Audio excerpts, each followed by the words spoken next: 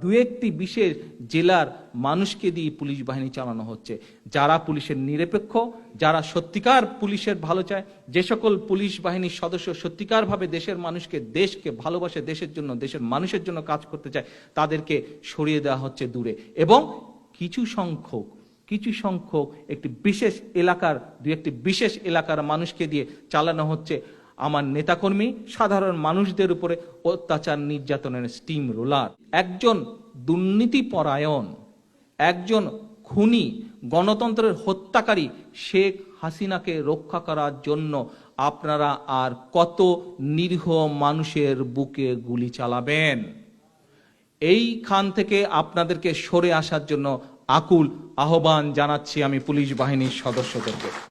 সরকারি কর্মকর্তা কর্মচারীদের, প্রশাসনের সকল স্তরের কর্মকর্তা কর্মচারীদেরকে আমি আহ্বান জানাবো, দয়া করে মানুষের স্থানে অবস্থান নিন। মানুষ যেদিকে চায় আপনারা সেদিকে অবস্থান নিন। আপনাদের সময় এসেছে অবস্থান পরিবর্তনের, মানুষের কাতারে এসে দাঁড়ান।